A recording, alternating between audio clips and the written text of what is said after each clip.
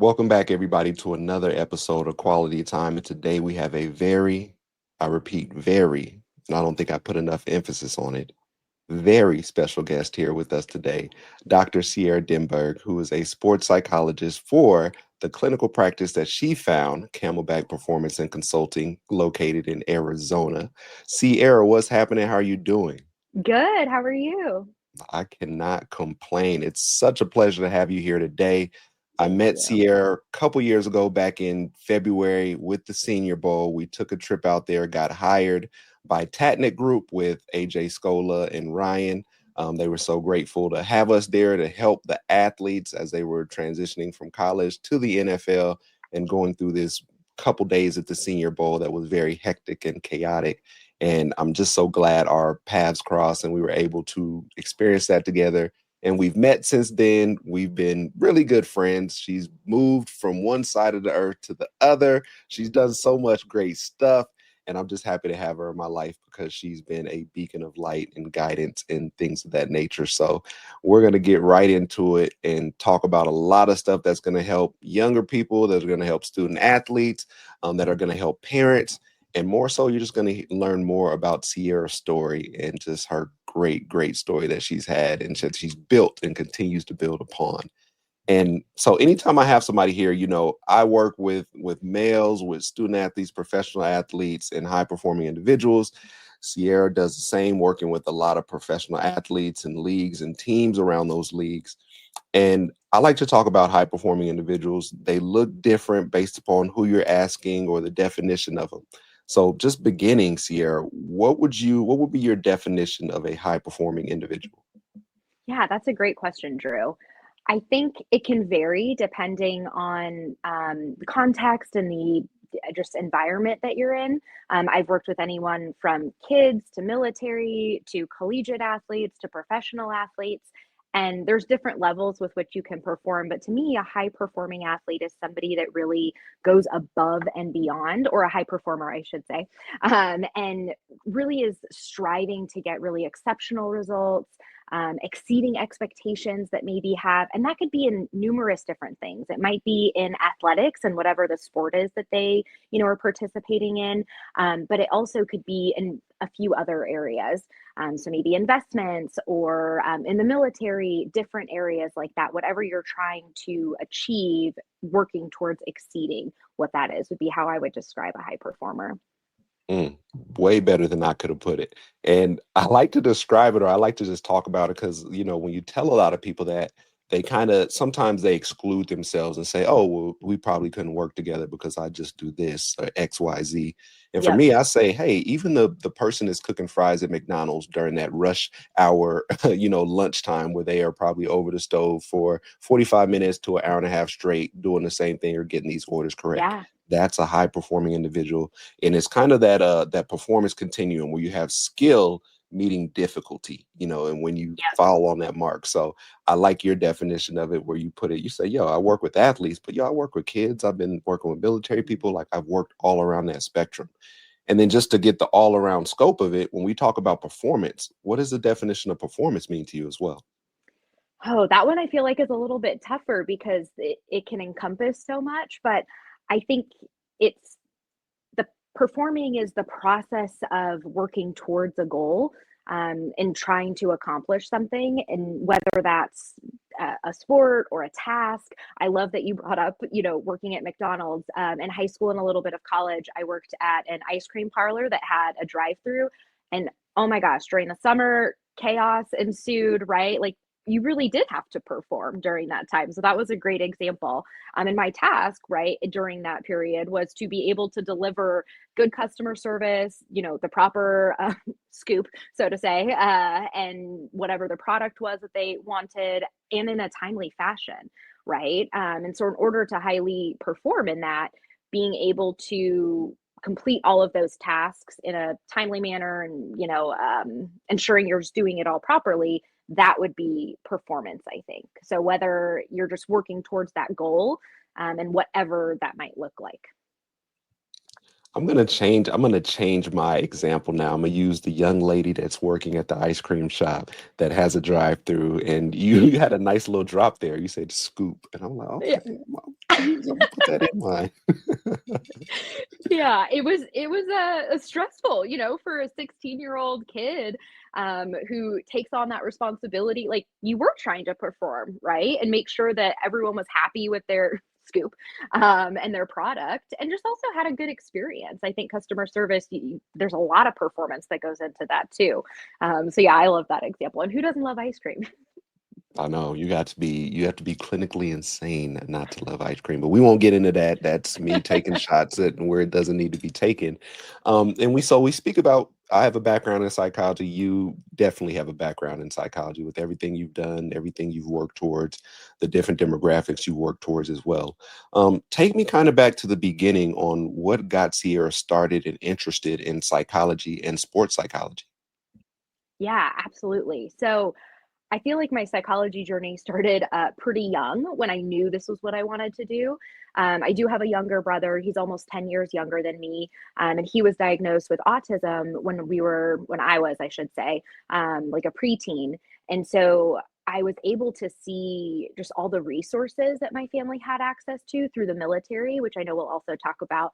And I was so fortunate and so thankful that we had access to that, and the people that we worked with were incredible. And I was like, man, I really want to do that, right? Whatever that might look like. I really wanted to be able to support others and kind of work with people either on the spectrum or, numerous mental health disorders. And so pretty much since like fifth or sixth grade, I was like, that's it. That's what I want to do. I definitely had some other thoughts like, I always wanted to study psychology, maybe law, maybe, right? But it was always psychology that I came back to and wanted to have as my foundation. And so, yeah, I just continued to pursue that. Love a lot of different social sciences, but truly feel fortunate that I love what I do. And then for sports psychology, I always joke like I fell into it. I didn't go into clinical or academia trying to work with athletes or striving to be a clinical sports psychologist. I had received a Navy scholarship during my graduate education where I served for 4 years and they pay for 4 years of my education. And we would have I don't know what you would call it, like a networking, not a group chat, but essentially, and someone who was a former Navy psychologist, Ryan Maid, who you also met at the Senior Bowl, kind of reached out and just said, "Hey, are there any graduate students in the Phoenix area?" Grad students have for better or worse, a hard time saying no to things, right? And always wanting to take opportunities. So I didn't know who he was, what he did, but was like, "I'm a grad student in Phoenix. Like, what do you got?" And it turned out he worked in Major League Baseball. And so I volunteered for spring training with them and just really loved it. I loved working with him. I loved the athletes. I loved the environment. Um, and so, yeah, I really enjoyed it. And then that team created a practicum for me for the next year of my graduate education, and then hired me as a consultant for the summer. But then I had to serve in the military, or I should say, got to serve in the military. And so I did that work for 4 years. And there's a lot of similarities between sports and military and working with high performing individuals. And so I was still able to tap into and use some of what I had learned and, even grow some of those skills, but knew that I really, really enjoyed sports. And so when it was time for me to kind of decide either separating or continuing my military career, decided to separate and get back into the sports world. So it truly was just happenstance that I volunteered and that I, ended up thriving in that environment. I think I'm a pretty direct provider. I truly do curse like a sailor. So I think some of those aspects sometimes lend well to that environment. And certainly not for every athlete, but I think that it tends to blend really well for the athletics world. And so, yeah, that's just kind of how I fell into sports. Man, shout out to the group chat. I always talk to my clients or just the younger guys that I mentor about just, taking chances or just the networking part of, like you said, falling into opportunities. Of course, you have to take advantage of it when it is presented to you, but the Yeah. amount of times that you can talk to people on how they got into a certain field and they be like, oh, well, I honestly, I didn't even want to do this, or I didn't have my eyes set on this, and XYZ happened, and now that I'm here. But you're Mhm. the second person that I've interviewed, and I think it's very interesting that has a close relationship with having autism in your family or having someone that's experiencing and going through that. Which I think, Mhm. when stuff like that happens, I think it's kismet. I think it's a work of God saying, "Yo, these are some things you need to talk about to highlight." I know it's one of Mhm. those things that people are still learning about, and it's a lot more prevalent these days that there are areas that kind of, cater to, people that are on the spectrum or that are diagnosed with these types of things. Like, and I'm not sure which arena it is, but some arena is friendly. What is it? Sensory friendly now, or there's some Mhm. more like There's a stuff like few of that? them. Yeah, there's a few different, I think, arenas and sports teams that are doing a lot of work. I think the Eagles are doing a lot from what I've seen online, around supporting autism awareness and having a lot of sensory, but I also know, like, the Phoenix Suns and Mercury Arena does sensory work, so, yeah, I think it's definitely a lot more prevalent, and there's a lot more resources, which is awesome. And I also wanna highlight, you mentioned just taking opportunities, and when I was an undergrad, I one of the areas that I was able to, or how I was able to kind of hone in on the type of field for within psychology that I wanted, was also volunteering. Like trying different areas of psychology, because it's such a big umbrella that really helped me kind of hone in. So for example, I entered data at a prison in California, on a serial killer research study. Knew very quickly I am not the true crime kind of fan, and that was not for me, right? But I wouldn't have known that had I not had that experience and just volunteered my time, right? I was able to also work at a private practice in my hometown that ran a like foster youth summer camp, essentially. And that I found was, oh my, I absolutely loved it. And so it was like, okay, maybe more clinical, working with kids, right? So the more opportunities that you can take, one, the more connections, right? Like you and I meeting at the Senior Bowl, we both took that opportunity when it was presented to us. But also, you can learn about other people, the world, different types of jobs or things, and then also just about yourself, right? And what it is that you want to pursue and what you enjoy doing, and maybe things like true crime that are not for you as well. So I think that's also just really important. And these are all things, see, I didn't know all this about you. And this is why I like sitting down and talking to people because I'm like, yo, you know even more of her story now. You said something very interesting. You talked about being able to work in baseball and then talking about that there's so much similarities working with athletes and military. Can you go ahead and Mhm. explain like, what you mean by Yeah, absolutely. I feel like there needs to be a book on it, to be honest, because there's so many similarities. But I think both just high performers, right? No matter what your job is in the military, you have to physically perform, and you have to do your job to and trying to exceed expectations. So I think both fields tend to have very high performing individuals. And then additionally, there's either deployments or in season, the travel schedule, the separation, geographic separation from families, the kind of structure and hierarchy of organizations and leadership as well. Um, just trying to think, being all over the world, right? So maybe meeting people in a command, and then them having to move, or meeting someone on a team and then they're traded, right? So you're kind of exposed to a lot of different areas. Depending on the sport, maybe you even play in a different country and are exposed to that, right? In the military, maybe you either deploy abroad, or you move out of country as well. So yeah, I think just the demands, the performance, can sometimes be really grueling schedules too, depending on what's going on. But yeah, just so many similarities there. Thank you for dropping that on us. And it's funny, I one of my first people I interviewed was a acting friend, an acting classmate who's still a friend. I met him in acting school and he served in the Hmm. Navy. And we Hmm. talked a little bit about, sport. We talked about how sports and acting were the same. And he talked about how Navy and acting was the same a little bit. But we Oh. got into a conversation and I talked about how military and sports are pretty are the same or have some similarities.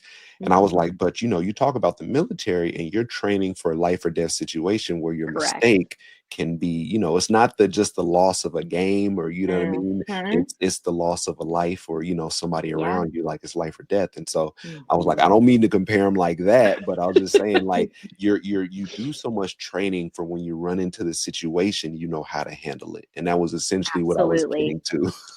Yeah, absolutely. And I think, it's funny, and I shouldn't say funny that you bring that up, but I think sometimes, and especially athletes, if they do have like a really tragic or serious kind of encounter, event, they kind of realize like, oh, okay, yes, winning is important. Yes, aiming for the championship, all of those things. But at the same time, if I miss a basket or, a pass or mess up a play, it is not life or death, even though sometimes it might feel that way just based on our emotions and our reaction and all the pressure, right?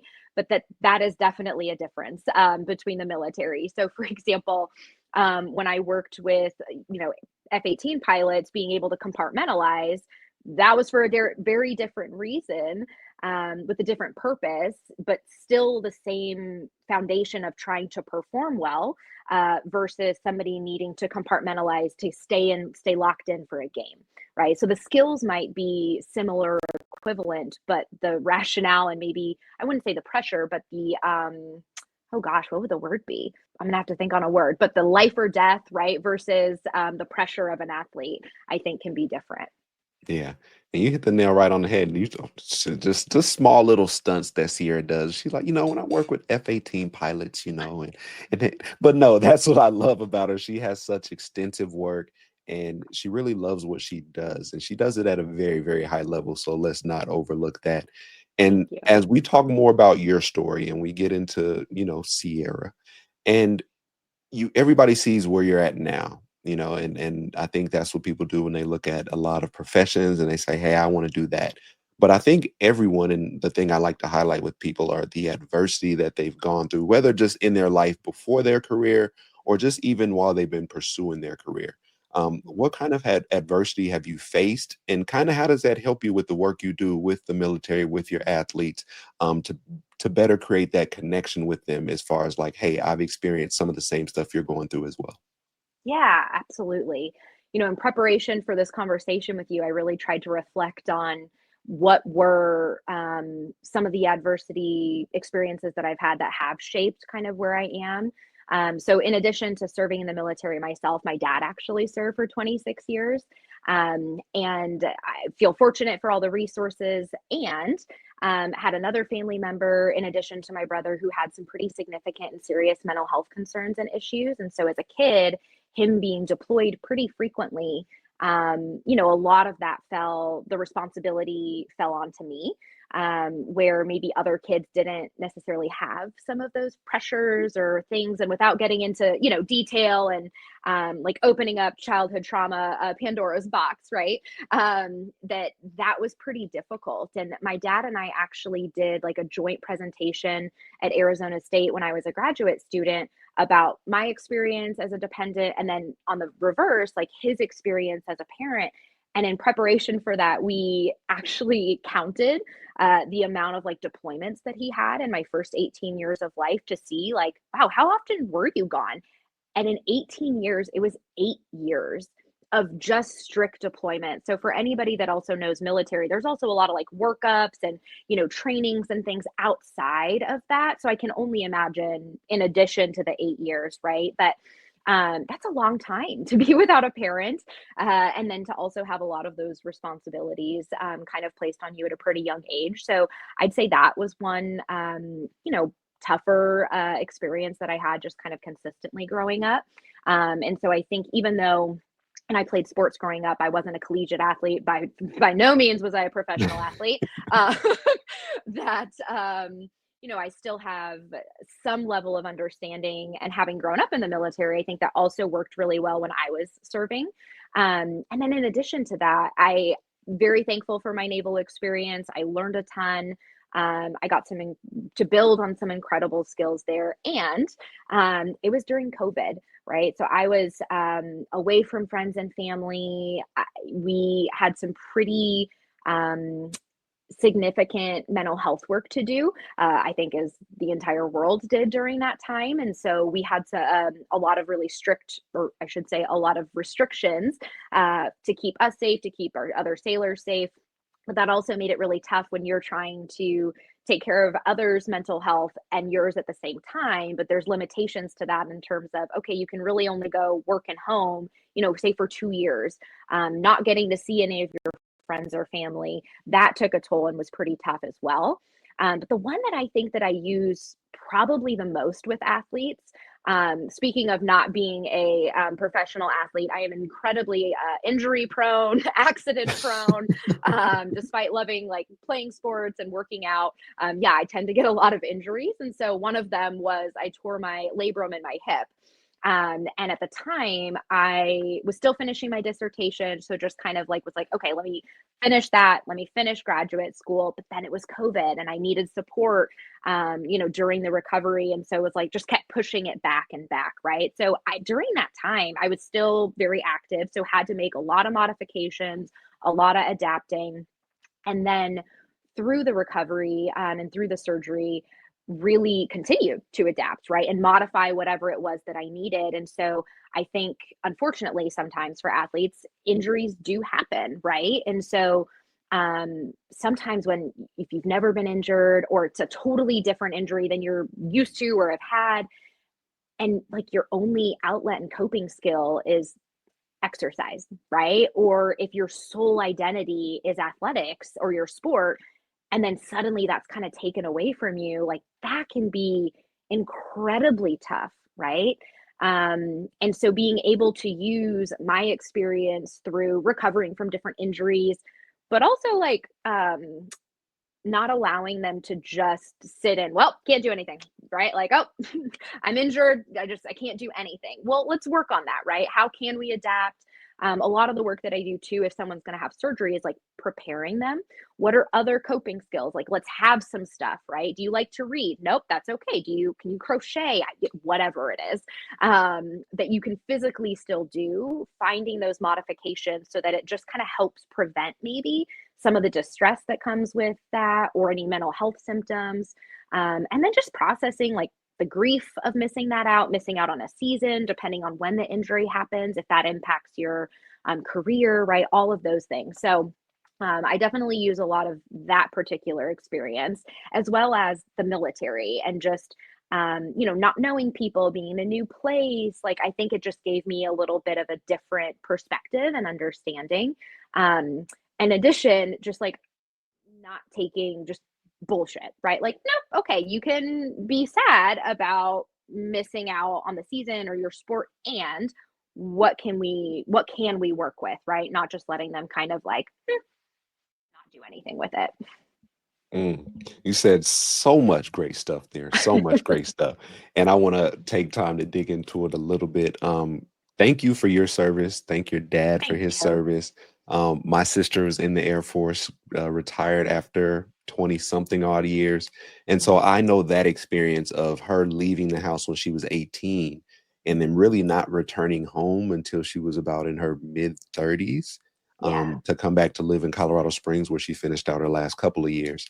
And, we never really talk about, that so much where you say, yo, for you guys to go back and look at 18 years of data and to really add up how long he was gone and to say that Mhm. equals up to 8 years, and it might have not felt like it at the time, or it might have I felt think like it did. longer, Yeah.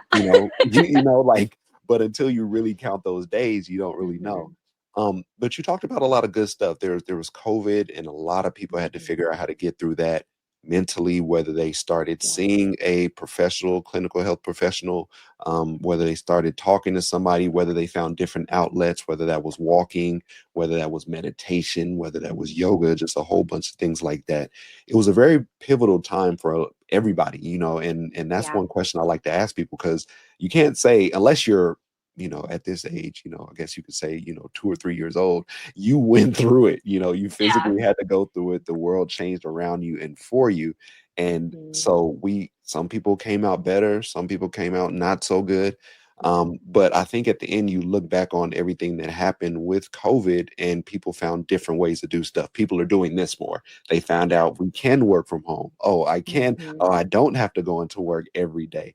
But you hit something on something really big too. You're like, everybody was just either at work or at home. Like those were the only Hmm. two outlets that people had. So how can you tell somebody, hey, try this or try that? The whole world shut down. Like we all trying Yeah. to figure out how to move through this life. And so moving just going on to athletes, and I think you're a great resource because you work with a lot of athletes, young and old. What and I want to take time to talk about this situation because I haven't talked about it yet. There was a Hmm. young man named Kyron Lacey. I was able to see him play football for the last couple of years at LSU. Great wide receiver. Got into some legal trouble where there was a car accident. He was, I think, speeding on the highway. There was a death that ended up being in that situation. And earlier this week, Lacey took his own life in Hmm. Houston, 24 years young, I should say. Yeah. And, it shocked a lot of people. But Hmm. suicide or athletes and people losing their life has steadily been on the rise. Just from everything we're going through with social media, just with a lot of stuff. You can talk about it better than I can, so I don't want to get at a lot. But what are some issues that you're seeing now with athletes that you work with that are probably the most prevalent that you experience?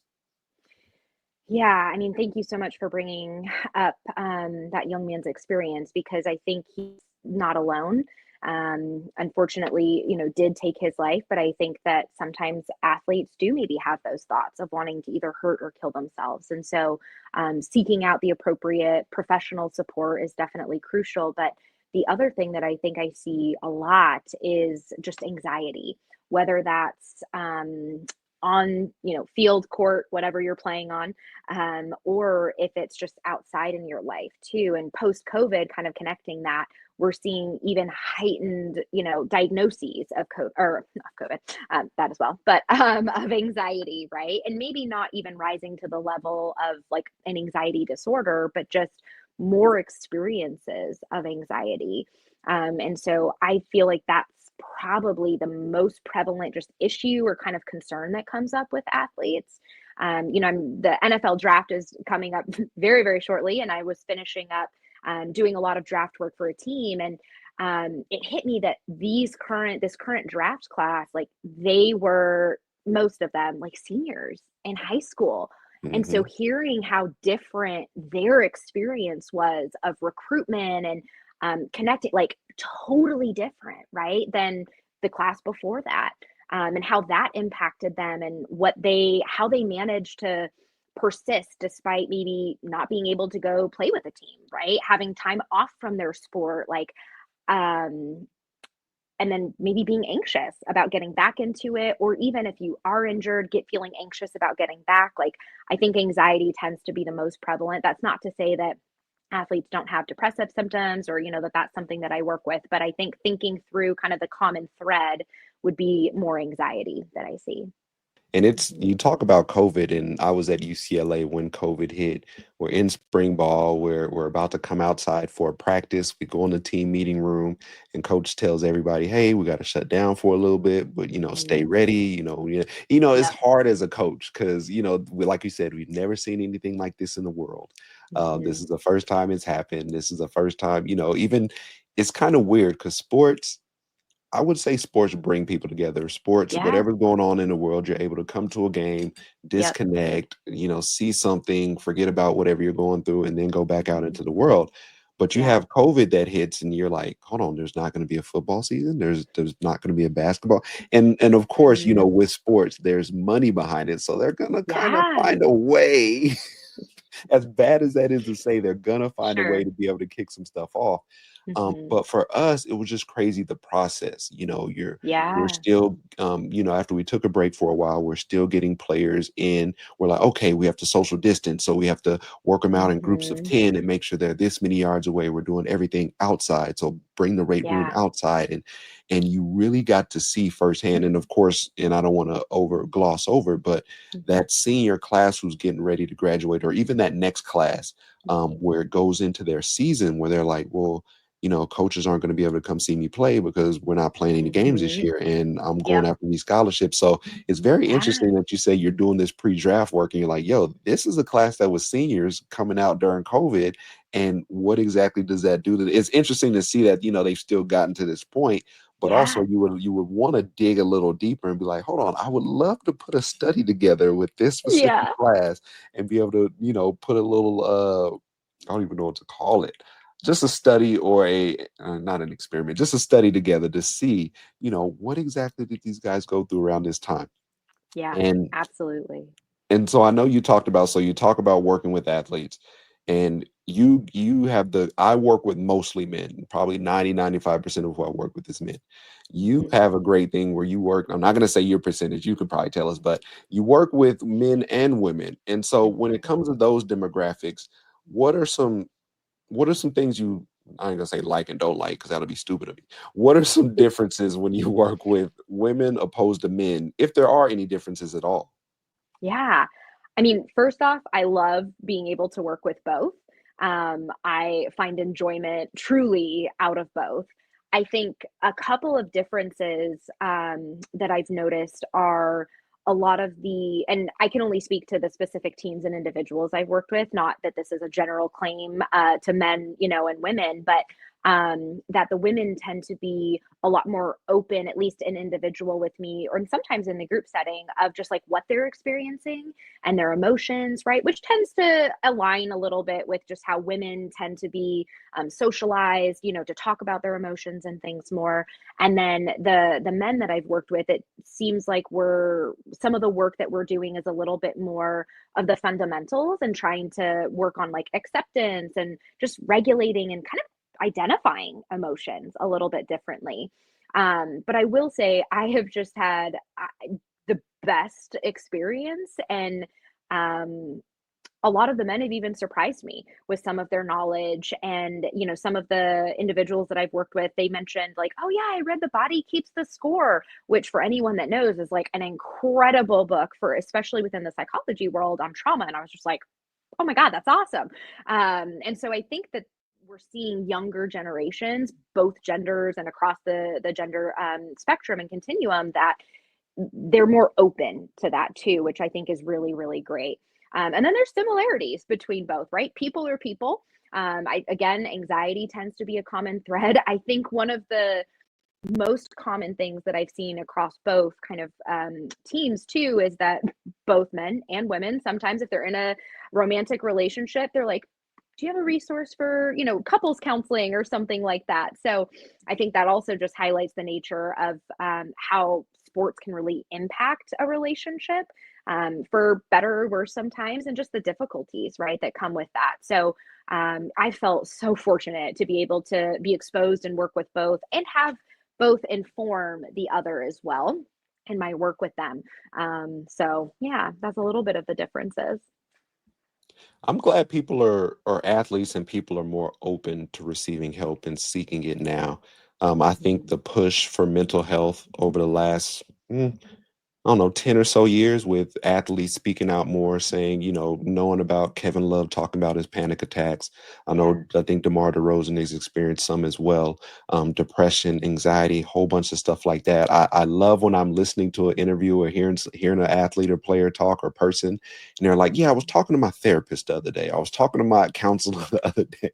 And I'm Yep. like, okay, great plug, because they're letting people Mhm. know it's just as much as like I was seeing my doctor, you know what I Yep. mean? And those types of things and those routine checkups, you Mhm. don't want to wait too long. You don't want to wait till everything's built up before you go talk to somebody.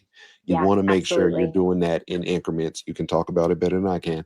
But, there's something to be said when you go and see, your therapist, your psychologist every other week, monthly, whatever it might be, so that Mhm. everything's not stacked up when it seems like the world's falling on you. And so I'm glad to hear that players are saying, "Yo, do you have a resource for my spouse?" Like, because a Mhm. lot of times we work with the athlete and we forget that there's somebody else that also might be an athlete, but they're also Yeah. experiencing this life with them, and it might be Mhm. different how they're experiencing it because they have to experience it kind of through them, wins, losses, hard Yep. practices, injuries, trades, moving, Yeah. like all that stuff. It's a family where Mhm. everybody's experiencing that. One person's, working or playing, but everybody Mhm. else is experiencing that. So I appreciate you just digging in and pulling back the cover a little bit and letting us see that. And Mhm. not the last thing, but what advice would you give high performing athletes, whether they're student athletes or professional athletes, that can help them just on and off the field? Just an overall, just, kind of what your spiel would be if you're just talking to somebody in passing, just one piece of advice you'd give them. I think the one piece of advice I would give would be as far as like learning a skill, might be focusing on mindfulness. I think there's a lot of research, there's a lot of different ways to be able to do it. It can be flexible and creative, but that skill really could be pervasive in different like areas of life, whether it's performance or not. But the other thing, and you kind of alluded to this, that it doesn't have to be as stuff is like piled up, right? That you can seek this kind of work just to enhance your performance, right? It doesn't have to be like, well, I'm not depressed or I'm not anxious, so I don't need. No, you can still work to get better, right? And whatever your performance is. So I guess I said one, but that's two pieces of advice would be learn mindfulness, and then you can connect to this kind of work even if you're not struggling. No, you're good. You can get 30 if you want to. I don't have a psychologist on here every day. And for the people that I want to highlight and give it to, I want people to be like, yo, I really walked away with something. I'm gonna look up, you mute. I'm gonna start searching for my psychologist or my therapist or my counselor. I'm gonna talk Mhm. about somebody. I have some trauma that I need to unpack, that I need to talk to somebody about. And I want to Mhm. say the thing that I like about going to a therapist or talking to somebody else is the confidentiality of it. You can go here, you Mm. can talk to somebody, and as long as you're not a danger to yourself or other people or Yep. talking about going and doing something, like, you're good. But Mhm. you don't, even though your friends are your friends, but also like this is a Mhm. place where you can go and you can unpack everything and you don't have to worry Yeah. about how it comes out of your mouth, or you're going to sit there and do that one-on-one with this person who is built and has studied and has done all these things to be able to help you in the best way that they can. And Yeah. so, sorry, that's my short little spiel. No, But I love it. also, but also with talking to the athletes, so we gave some advice to the high performing athlete, student, and Mhm. professional. What advice would you give parents? Because now we see in youth Mhm. sports, parents are more involved. I see kids at a young age doing specialized training for being a wide receiver in college at the age of 8. Which at the age of 8, I Mhm. wasn't even playing wide receiver, and I went played in the NFL as a wide receiver. What Mhm. advice would you give parents when it comes to being around their kids when it comes to athletics? It's a great question. So many of these have been great questions, but I think first and foremost, especially for younger kids, my sole advice would be let them be kids. That's a part of their development. Just being a kid, it doesn't have to be, a regimented schedule, specialized training, all of those things that you want them to learn the skills, but there's other skills that you're learning and can develop as an adult through athletics, through youth athletics, I should say. And so just let them be kids, let them drive where their interest is too. I think that can go a long way. The research actually shows that not specializing helps them more. So if you were to have them be a sole, and when I say specializing, I mean not being a sole sport individual, but being a multi-sport athlete, is actually more beneficial in the long run for them too. So if there's interest and you have the financial means, like absolutely continue to do that. That just because if you have them stop playing all sports and your sole focus is soccer at age 6, that you're gonna, make it to the NWSL or MLS. So um, I think just let them be kids and have fun with it, because if you put a lot of that pressure on, sometimes it does the opposite of what your intention is. So yeah, let them be kids, but also like you can get help yourself too. It's not easy being a parent by any means. I am not a parent. I have a cat, so pet parent, but that you can also help yourself with a lot of that, and making sure that you're modeling good behavior with whatever that looks like for you, healthy behaviors, If you're active, maybe that fosters their interest in being active a little bit more. So take care of yourself too. I think it doesn't just have to be on your role as a parent, but ensuring that you're taking care of yourself when it's needed. Thank you. Thank you. Thank you for saying that. I say that, but hey, this is a professional. Like I say, I bring people in here that know what they're talking about, that you can look her up, you can see her business, you can see who she works with, you know what she does. Well, you can kind of see who she works with, confidentiality. But and that's what I mean. It's so hard to tell somebody, and it's crazy because it's the most simple concept. Let the kids be kids. Like when Hmm. I up into and through high school, I played football, baseball, basketball. When I got to high school, I started just playing football and baseball because I Hmm. really started to gravitate towards football, found out I was really good, wanted to Hmm. spend more time in the weight room working and getting better at my craft. And then I played baseball on and off every other year, and I couldn't play my last year because I graduated early. And when I tell you that, and burnout's a big thing too. Like if you're doing Hmm. football year round for 5, 6, 7 years, basketball, AAU, all this stuff, I see a Hmm. lot of kids getting burned out by the time they get to high school when it Yep. really matters, when it's time for to earn the scholarships and to go on the road and play against some of the best peak competition you'll go against. And for me, my parents didn't really care about sports. My parents cared about sports because I cared about sports, which was Sure. funny. But I think sometimes you see a lot of parents who are like, "Hey, I didn't get this kind of support, or Yeah. I didn't get that far in my journey, and I want him to get as Hmm. far as he can," which is understandable. But like you said, Hmm. does he want to get as far as you want him to get? Right. Does he Yep. like this sport? Maybe he likes drawing. Maybe he likes Yeah. debate club. Maybe he likes going to school and getting straight A's and wants to go be a astrophysicist or an engineer or whatever it might be. Yeah. So make sure you're checking with your kids on exactly what they want to do, and especially if they're not having a big sign too is if Hmm. they're not having fun with what they're doing anymore. Big, Yeah. big red flag. Yeah, absolutely. I think the only addition to that would say sometimes there might be other factors if they're not having fun, right? Like, do they have a good and supportive coach, or is it a toxic environment, right? So maybe they still love the sport, but there's certain other things that are aspects that you can change too. That would be the only addition that I would add. No, like I said, this interview goes both ways. We're just trying to help the people and get them what they need. And so, speaking Mhm. of helping people, I love to talk about mentors, coaches, or any influences that you've had in your life. I know you spoke about Ryan, who kind of gave you your start and your foray into this psychology space of working in the sports world. But are there any other coaches, mentors, influences that you've had on this journey that you still keep in contact with today, or that just kind of really helped you figure out, hey, this is the way I want to go? I honestly feel like I could talk about my mentors for hours on end. I feel so incredibly grateful for some of the mentors that I've had and that I continue to have, Ryan being one of them. I just feel so fortunate for those experiences. In undergrad, I had the most incredible advisor, Dr. Greg Kimju, out at Sacramento State, and he really believed in me even though I enjoyed school. I think he pushed me in ways that I didn't realize that I could be pushed, and challenged myself both in research and academics, and then even looking to graduate school. And so that for me was where I think it really started. But even in elementary, middle school, high school, I had such great teachers that really supported me when I needed. And I think the mentorship that I've received just throughout my entire life, like I truly would not be here without them. But in graduate school, Dr. Made, both within the sports world, but also within the military world, because he was a naval psychologist as well, being able to share our experiences and learn from him and grow and just get more connected, that was just instrumental to my development.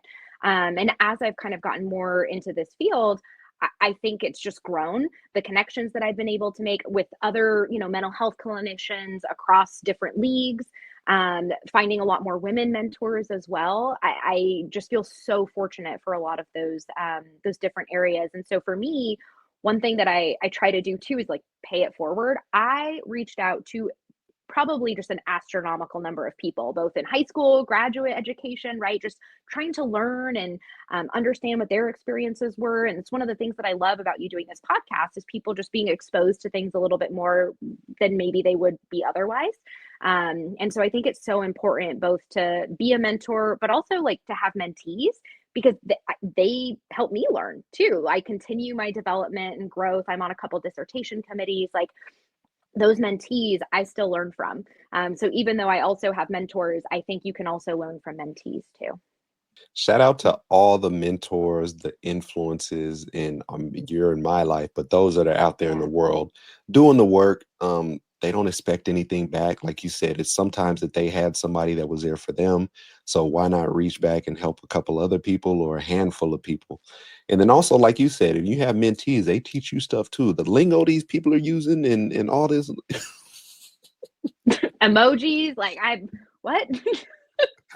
So they're helping you stay young a little bit, know what's going on, know what's hip, what's hop, what's popping. But really, like I like how you said I can go back to elementary school, middle school. I have always had great teachers. I've had great mentors. I've had great influences. And that's the same for me. Like I want to say just God put people there to help guide me, to push me, to believe in me, to show me the ability I had, what I was capable Yes. of. And I'm ever so grateful for those people, and that's why I do a lot of the work I do now with mentorship is just even if it's just putting some hands on some people and letting them know, hey, you're doing a good job. And I think that's what, for me, that's what coaching was able to do, being around football, being in the building. You see Yep. people perform on the field, and that's great and that's good. But, what about that person that didn't do great today? What about that person whose grandma or grandpa passed away last week and this is their first major time losing somebody? What about that person who's in a relationship that, they just broke up with this person and it's their first real relationship? Like Yeah. those types of instances that we forget about, but Mhm. there's one steady person, there's one constant that people see and that's able to pour into them. And so speaking about Mhm. mentorship, because we're just rolling along and we just keep on, I don't, we keep segueing really well into all this stuff.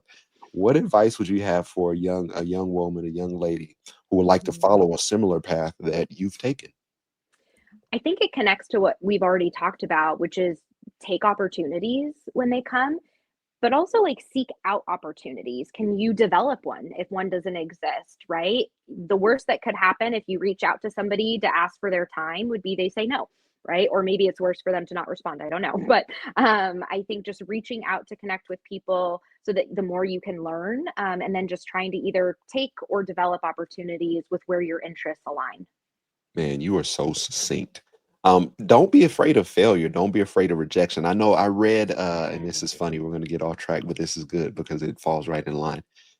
There was somebody that brought up some statistics, and they said, I want to say they said upward of 50% of males from age 18 to 24 have Mhm. never either asked a woman on a date or approached a woman to go on a date. And I was like, really? Like not even like 50%? And it makes sense though, because we're a little bit afraid of rejection, one, but social Mhm. media makes it so that cool, I see her, I know who she is, I have her page. I don't have to ask her anything right now in this moment. I can just, probably ask her.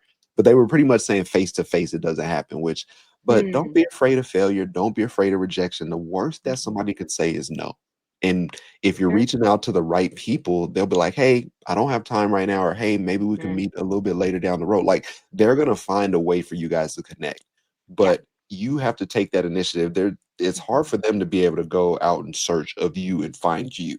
But they're more like you say, like now you got Sierra's information. So if you there's gonna be ways to contact Sierra that we'll talk about at the end of this show. But if Mhm. you're really into what she's doing, if you think you might be on that career path, reach out to her and she'll Mhm. most likely get back to you via Instagram or via email or something like that. But if you don't shoot that shot, it's not going to go in. It Mhm. won't rattle around the rim and circle around the hoop and fall in, but you'll just never know. And so I appreciate you even talking about that and bringing it up. And we can also, now it's time to get into the fun questions. We got into all the meat of everything, we got into all the heavy stuff. And now it's time for us to have some fun and really learn who Sierra is. And knowing that you're don't mess this up, Drew, that you are a certified yoga instructor. Huh? Registered yoga teacher. Yeah, RYT. But mhm. You were very close.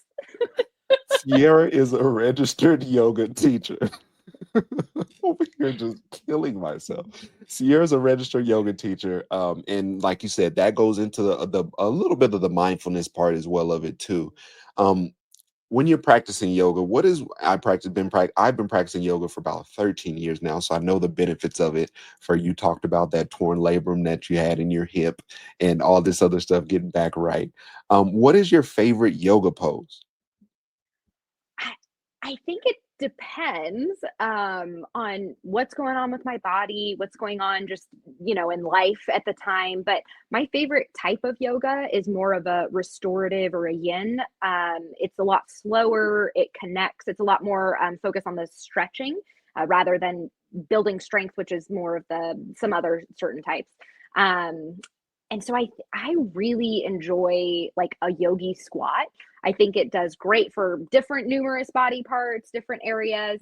I also really love a child's pose.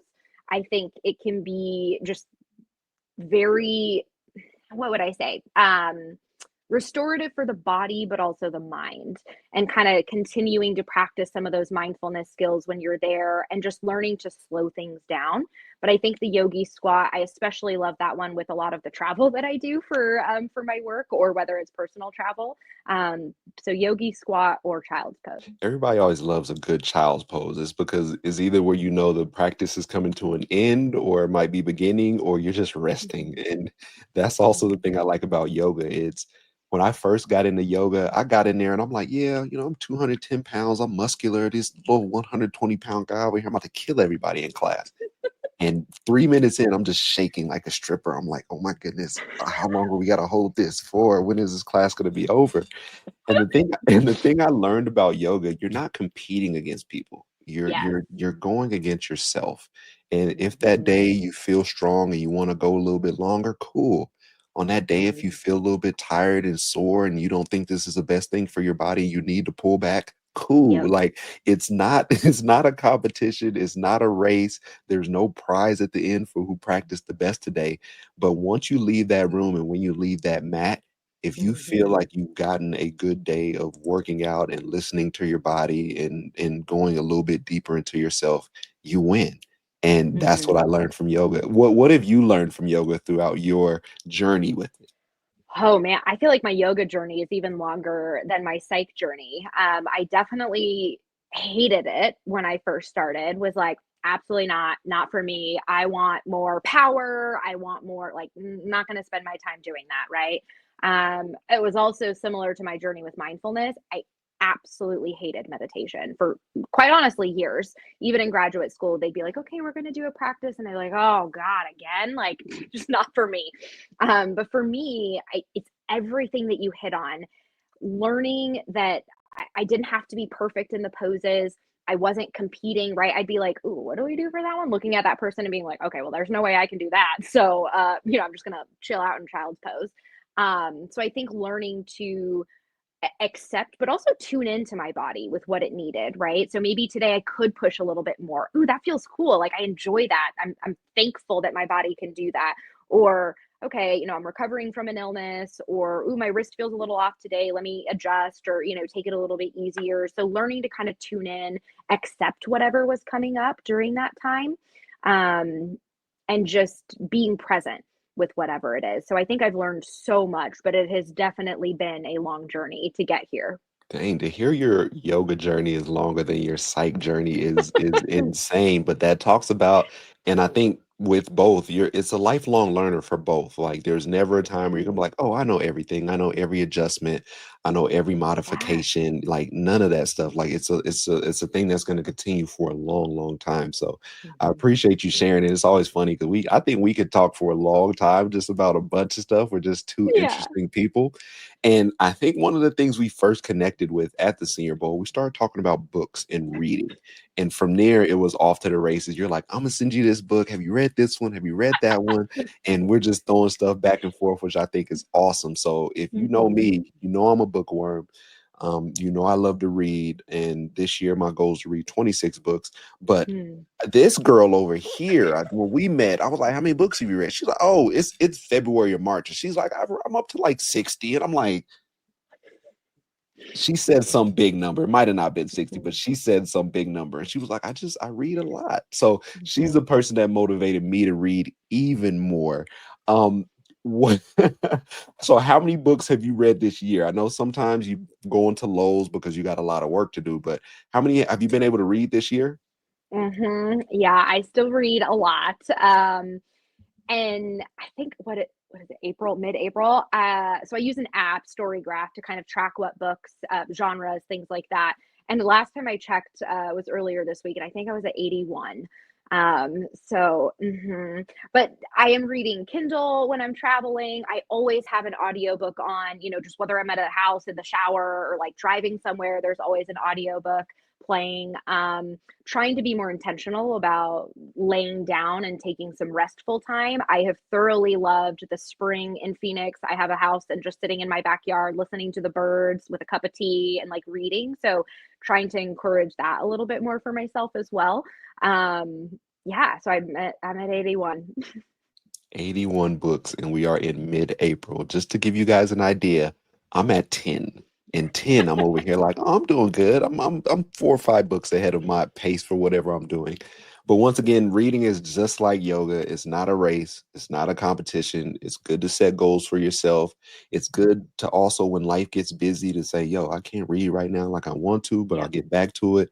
But like Sierra says, so many different avenues, audiobooks, Kindle, paper book. I read on my phone a lot. You think I'm texting, I'm Mhm. sitting there reading, just sneaking. I call it stealing time, just stealing time to read. And that Mhm. makes it very important. And I'd be remiss if I got you out of here and didn't ask you, what are your, either we can do it 2 ways. What are your top 5 books that you read in your life? Or just what Mhm. are some recommendations of books that you recommend to people that will be good reads if they're going into this summer looking for some things to kind of keep them engaged? I feel like books are so personal. I read a wide variety of genres, and I try really hard to do that. I loved when I did the book club with you, that you put on, because it also exposed me to different types of books or different people that I hadn't heard of. So I feel like books are so personal, whether you're into like sci-fi or fantasy or romance or self-help, right? So if anyone ever needs book recommendations, please reach out. Love to talk about books all the time. But a book that I would recommend, just like everyone should read. As a psychologist, I am a huge fan of Brene Brown. I think she does incredible work that is pretty applicable and easy to digest for a lot of people. So would always any of her books. I'd have no idea how many she even has. I know I have them somewhere back here, but however many she has, that one's really good. Oh man, what other ones? One that I really, really enjoyed that I read this year, actually a client recommended to me. He had mentioned he had started reading it, and it was a very short book, and so I got it, and we ended up finishing the book together. Was I wrote it down so I wouldn't butcher the name, but The Seven Spiritual Laws of Yoga. And even though it's of yoga, all of the laws are really applicable to life. And it's by Deepak Chopra. I loved it. It was short. You can apply it. There's 7 principles or laws that you can think of how they, just apply to you and how you want to maybe apply them. And I think sometimes reading something like that can be a good reminder and an interesting one to maybe read at different points throughout your life and see how your views have maybe changed or morphed, or if it hits a little bit differently. So those would be two that I would say. And Deepak Chopra is so awesome. He Hmm. puts out a lot of stuff too, and I don't read nearly as much as I should. But just because you said that, I'm about to go get that book now, and I'm gonna read it probably this summer. My TBR is super long, so Hmm. I'm at that point where I'm I gonna have have to. stacks on my floor here. You see this just behind me, and there's multiple bookcases on the other side, but on my floor there are just stacks. And those are the books that I have on my TBR. My actual list of like wish to read is insane. So yeah, I feel you.